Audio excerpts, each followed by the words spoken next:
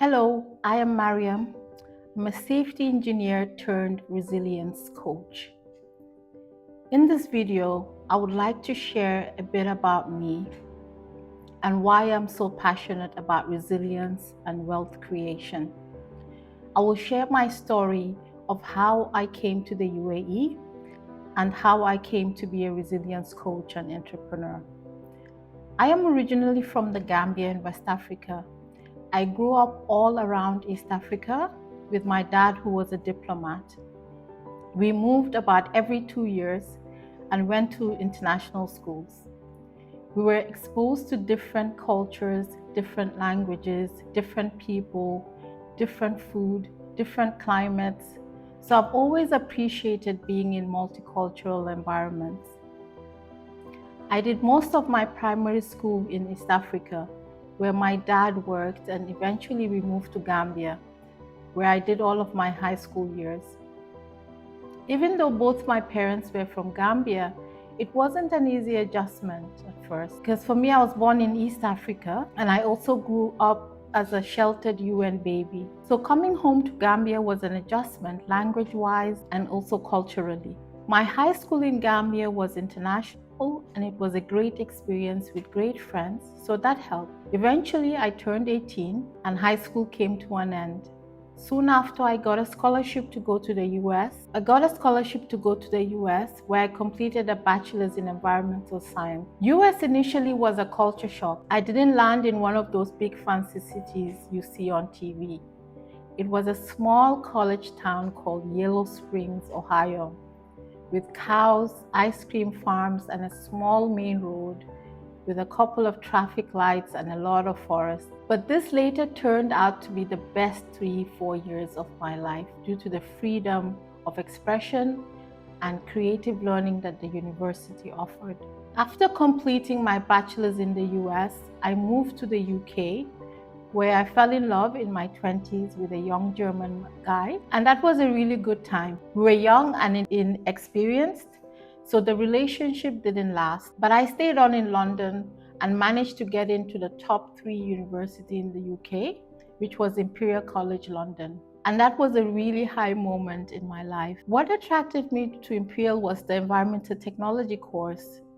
And enrolling into Imperial was not straightforward. I had to convince the admissions of why I was a good candidate, as I did not have the traditional grade letters coming from the liberal college in the US, which they didn't have grade letters. They only had narrative reports. But I managed to get myself in to Imperial and successfully finish with a student loan. During my 8 years living in the UK, I got naturalized, so I got my British passport. And also during this time, I went on holiday to Norway, visiting some cousins. And I was really impressed by the nature and the peaceful environment in Norway. Coming from a small country myself, the peaceful nature of Norway was really familiar. Norway is also well known for environmental sciences, so I decided to go and move there and try it out, because I'd been burnt out living in London, in a big city, and going from one temp job to the other. My cousins in Norway were kind to accommodate me for 3 months, and from pure faith, not giving up, I was able to find or get an internship with one of the largest engineering companies in Norway. I started there as an intern and then managed to work my way up the career ladder. So this summed up to 12 years in Norway, working as a safety engineer within oil and gas. 6 years into living in Norway, I was 35, feeling burnt out from working long hours, enduring dark, cold winters, and I was feeling isolated as I was living alone at the time. And there's really something to be said about, the woman's biological clock. So I met a man online who was a psychologist and quite a bit older than me. He had been married before and seemed settled and secure. And he was very persuasive. And at the time, I wasn't really in my right mind. I was feeling low and not really myself, feeling lonely and isolated in Norway for quite a while. Anyway, I got into a relationship with him and I got pregnant with my daughter. And soon after that, things took a turn for the worse. He was extremely mentally abusive, and he ended up being abusive towards my daughter as well. And then I tried to escape, and that started a long custody battle. And there were police involved, the court was involved. We went all the way through to Supreme Court. It has been an 8-year battle and 4 expensive, financially abusive court cases. And from this experience, I received my deep awakening. Between 2021 to 2024, I was separated from my daughter for 2 years. When the father took her away after the court judgment, she was only 5 years old at the time. And it was the hardest thing I've ever gone through in my life. And my daughter also suffered. And due to the injustice that we endured, I prayed to God for an opportunity abroad. And God answered my prayers. I got an expat role in the UAE, which was very unexpected, but it happened.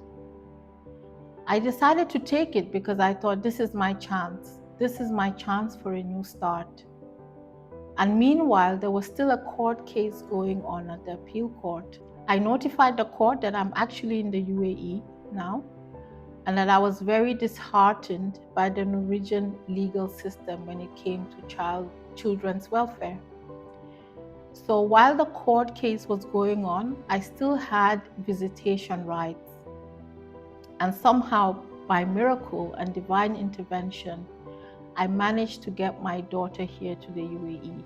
And I also eventually won the case that went up to the Supreme Court. However, the Stavanger police were not pleased with the fact that I left the country with my daughter.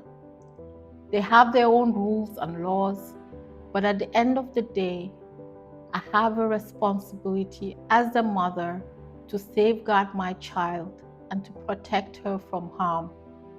And that is my human right. That is my human legal right.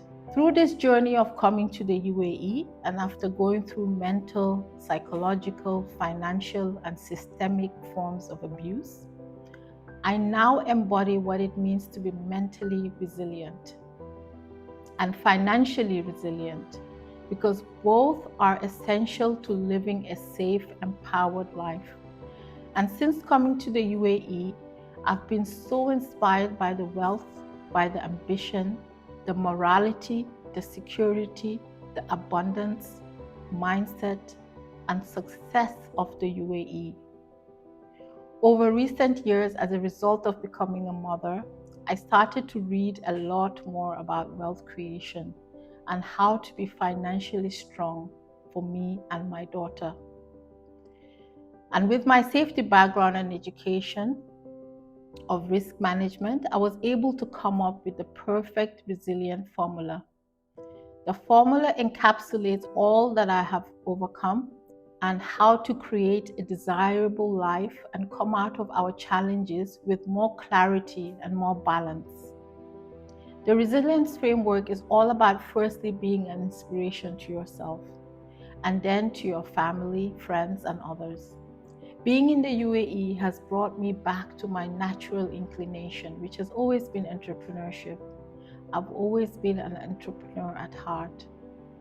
And in the past, I won financial grants from my own original ideas. All of the hardships that I've been through so far in my life, having to adapt, having to go through what I went through in Norway, has pointed me to my purpose, which is to simplify how we overcome life's challenges, how we turn our pain into our power, our propeller to fly as high as possible. And this is exactly where I am now. I'm so grateful to be here in the UAE, to be able to offer my resilience formula, which is creativity and decision making equals resilience. So resilience is creativity plus smart decision making. And how do we make smart decisions or good decisions? I developed a framework for just that. The framework for creativity, which starts with intention and then visioning, knowing what you deserve. knowing what you're worth, and then envisioning that life and having your strong heart feeling around it and moving forward with action steps. For decisions, we need to always make decisions from a calm, clear, and empowered place, not from a place of feeling lack, feeling unworthy, and feeling like a victim, and feeling anxious or fearful. You should always stand on your ground, on your truth. As long as you're doing right by yourself and your loved ones, you have nothing to fear. Wealth creation, or having wealth or being wealthy, is more than just fancy cars and fancy assets and traveling the high life. Wealth creation is important because it protects us from being taken advantage of, from abuse, from injustice, from oppression. It's so important to start teaching our kids early about how they can build assets, how they can create sustainable wealth, and how to stay resilient, how to stay safe. And as grown-ups, we need to be the role models. And the best way that we teach our kids about anything, about resilience, about wealth creation, is embodying it ourselves. They need to see us taking the action steps. Now, my daughter, she sees me building business in UAE. She sees me creating content online. She sees me doing things, and we create content together. I support her in her music, her singing, and creating songs and writing books. She's already building assets. She's building the knowledge and the skills for her own wealth journey. And there are lots of fun ways you can do this with kids. So wealth creation is not just about being fancy or being greedy. But to me, wealth creation is about safeguarding ourselves and our families. Sometimes, even when we are far away from abusive situations or places, the memory can be very vivid. So it's important to have a mental framework or system that gets us back on track. This is why I created the Resilience Framework, to help with just this. You can follow me on LinkedIn and my Facebook page for more tips on resilience, wealth, and how we create the life we truly deserve, always from a place of abundance, empowerment, and clarity.